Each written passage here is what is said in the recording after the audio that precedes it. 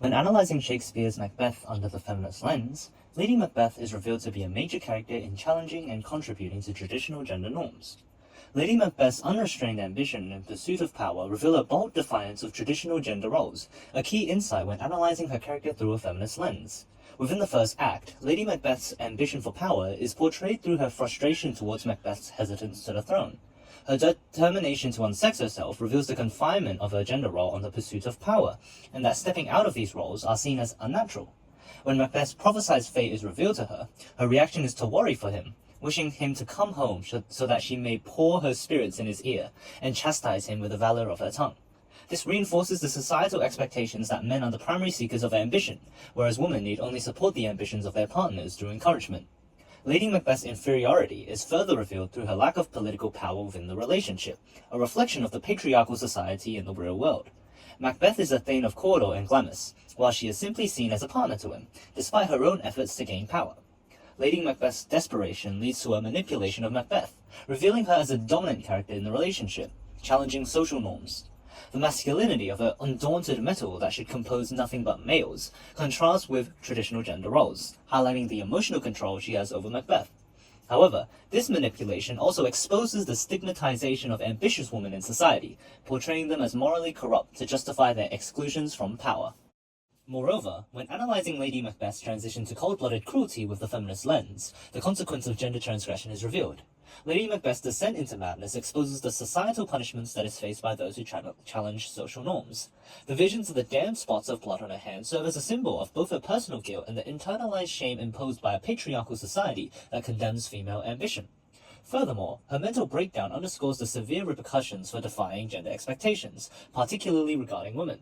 Whilst Macbeth, for his bravery, is celebrated with golden opinions from all sorts of people, Lady Macbeth's pursuit of power is demonized to her tragic end, showing the double standard that condemns ambitious women.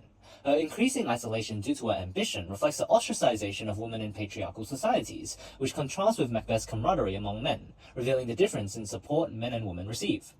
By observing Lady Macbeth's tragic fate with the feminist lens, the destructive effects of rigid gender norms and the psychological toll of a society that denies women power is revealed.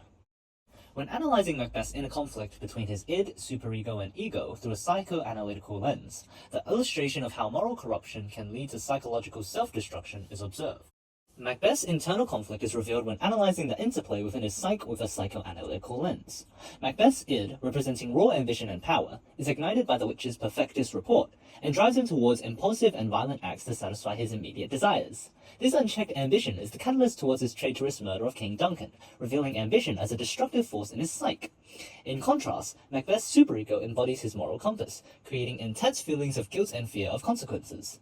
This moral anxiety is evident in his hesitation before killing Duncan, as well as in the paranoia and hallucinations that follow, such as his vision of the dagger in Banquo's ghost. These visions reflect his superego, punishing him for transgressing his own moral boundaries, pushing him towards psychological instability. Meanwhile, Macbeth's ego attempts to mediate between his ambition-driven id and guilt-ridden superego.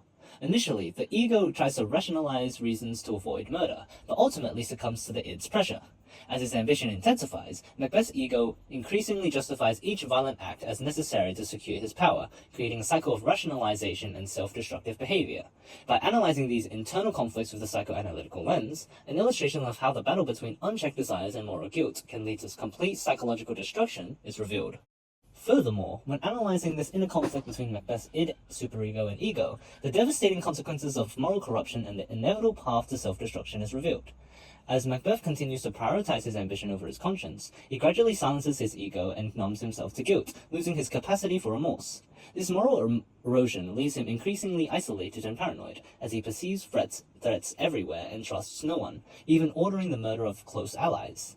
The once honorable warrior becomes consumed by a hollow pursuit of power, driven by his id's demands and a need to secure his reign, yet haunted by the psychological instability caused by his suppressed guilt. By abandoning his moral principles, Macbeth not only destroys his relationships and peace of mind, but also drains his life of meaning, reducing him to a state of hopeless resignation. His final reflections of life's but a walking shadow, signifying nothing, reveal a man left empty and disillusioned by his own choices. Thus, analyzing Macbeth's downfall with a psychoanalytical lens illustrates the perils of moral compromise, demonstrating how the pursuit of power at the expense of conscience ultimately leads to self-annihilation.